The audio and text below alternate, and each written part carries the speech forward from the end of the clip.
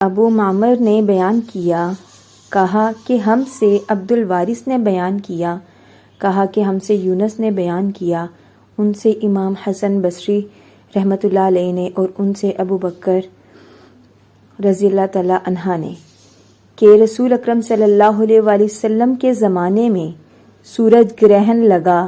تو آپ صلی اللہ علیہ وآلہ وسلم اپنی چادر گھسیٹتے ہوئے،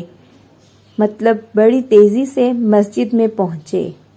صحابہ بھی جمع ہو گئے۔ پھر آپ صلی اللہ علیہ وآلہ وسلم نے انہیں 2 رکعت نماز پڑھائی، گرہن بھی تب تک ختم ہو گیا۔ اس کے بعد آپ صلی اللہ علیہ وآلہ وسلم نے فرمایا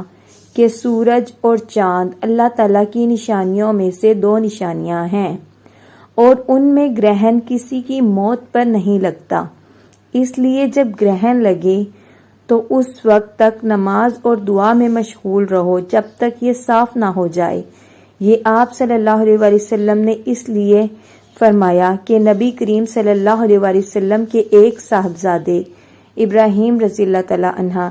کی وفات اسی دن ہوئی تھی، اور بعض لوگ ان کے متعلق کہنے لگے تھے کہ گرہن ان کی موت کی وجہ سے لگا ہے۔